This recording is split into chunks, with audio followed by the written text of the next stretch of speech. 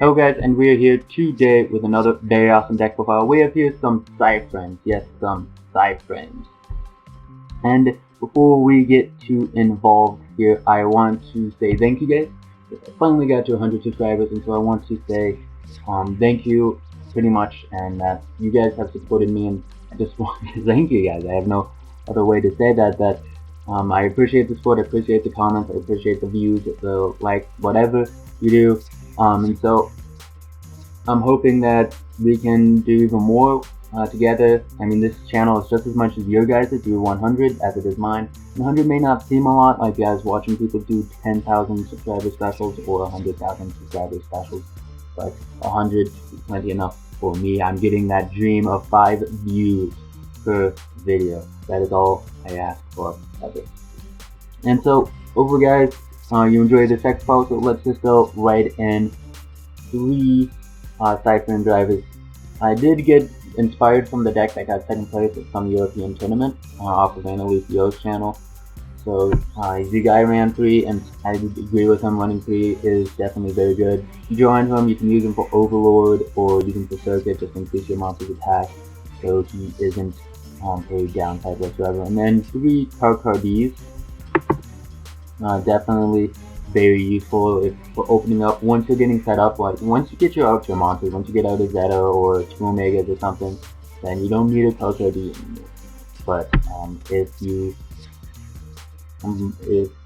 don't, then Coco D definitely helps with the +1. It's just you get those draws and everything with it. And then Max C helps out a lot because this is the deck full of hand traps. So your opponent goes for that special summon and it's like, no, I'm just gonna max these, so now I'm gonna draw into a whole bunch of hand traps. You really want to continue special summoning? I don't think so. And then we have here our Psyframe Alpha. All the Psyframe monsters, when your opponent does something, they can negate, destroy that, and then special summon out a Psyframe driver, and then they're all banished from the end phase. So you want to get rid of them before the end phase. Except for Alpha doesn't negate nor destroy. It's just when your opponent summons a monster, you can summon him out and then search for another Psyframe card, which is very useful because that gets you a new trap card, that gets you a circuit, that gets you other hand trap. So he's a very, very powerful one. Unfortunately, he only makes Zeta, which is kind of annoying. And then Beta, when an attack is declared, you can destroy that monster, end the battle phase, summon him out, summon driver out, and you can make a Zeta with him or any level 7 synchro. 3 Delta, if a spell card is activated, you can negate, destroy that, summon him out, summon driver out, and then if you have circuit, you can make Omega or any level 8 synchro. And then if you listen, only running 2, the guy that got second place only ran 1. I feel 2 is necessary. Probably once monsters start just come out, I'd recommend 3. It's really, really great. Just negate a trap card, summon out of stuff, something, and then you can make Omega with it. And then probably one of the more powerful ones in the deck is Gamma, negate a monster effect and destroy that monster, and then summon out driver, and then you can make Omega. So really, really great and really powerful. And then to couple with our Karkards, we have 3 dualities. Duality is very, very useful in this deck. Just milling 3, getting those nexus, getting those Karkards, getting your trap cards, so your circuits are filling through your deck because you're not doing too much special summoning. You can do a decent amount of special summoning during your turn, but most of it's going to be during your opponent's turn, so there's a little downside, if any at all. And then 3 circuit.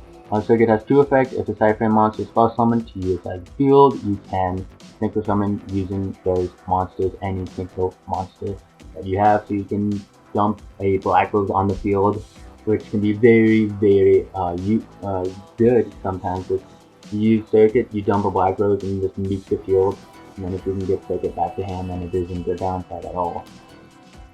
The other effect is you can ditch. I'm not sure if it's Send to Grave or Spanish. At the start of the damage step, if a Psyframe monster can control battles, an opponent's monster, you can discard. So send to the graveyard. Well, not necessarily, but you can discard a Psyframe monster and it gains that monster attack. So really good with driver, just plus 25.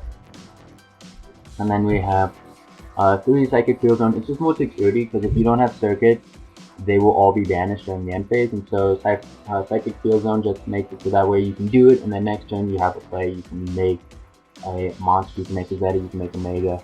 So it just gives you more security. It's not as good as Circuit, but it's definitely worth running at 3. And if they don't clog, because if you can get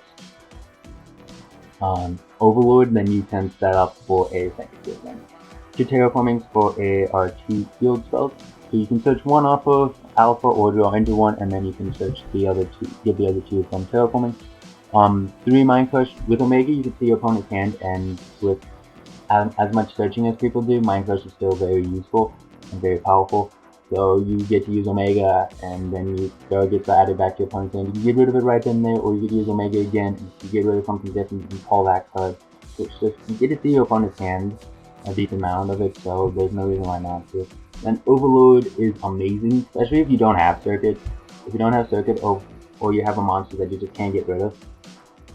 Aside from a monster like Zeta, Overload just makes everything better, because you can banish that monster, and then you can banish one card your opponent controls face down, so it just gets rid of everything.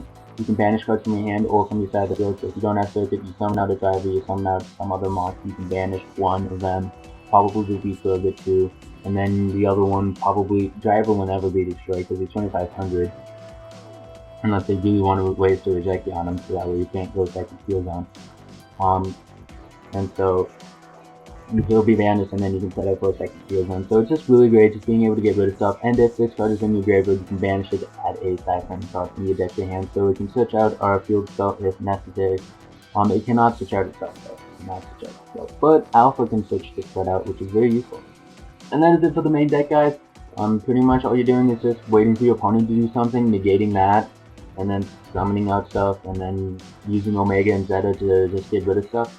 The guy that got second place was taking in 3 wind-up rabbit. I don't like that. Like, I understand that it gives you a monster that you can attack with, and then it disappears, so that we have no monsters. Because again, you have to control no monsters to activate any Psyframe monsters.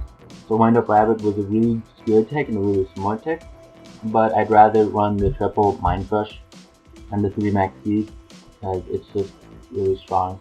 Honestly, just being able to call stuff in your opponent's hand that you know because they added it. And seeing what cards they have in their hand is pretty strong. And so, on to the extra deck. Most of this you won't make. I've never made Ancient Sacred Wyvern, because like if you have a monster you can't get rid of, then your opponent can do whatever they want with you. So you have to be careful. Black Rose and Moonlit, those are 2 cards that wouldn't be bad to make. Black Rose definitely. So maybe putting Black Rose up to 2 maybe wouldn't be a bad idea. Clearing also wouldn't be a bad idea to make, because you can just negate stuff as well. So you're facing net cost, then maybe it wouldn't be the worst idea in the world. But then again, Uniport is a thing. Crimson Blader, you'll never make Crimson Blader. Michael, you can make them, but again, you're going to be synchro summon during your opponent's turn, so you can't use his effect. It's kind of odd to make them. Like, you have to be in a really strong position to be like, yeah, I'm gonna make Michael, so that way next turn I can use his effect. My opponent isn't gonna get rid of him this turn. 3 Omega, the guy that got second place only went 2 Omega and 2 Zeta. I definitely recommend running 3 Omega, because if you can get out all 3, then you can get rid of 3 cards from your opponent's hand. It has literally no downside. Like, I know they can add themselves back to the extra deck, but having all 3 Omegas and just making your opponent lose 3 cards from their hand is just amazingly strong and powerful. So there's no reason why not to do that at all.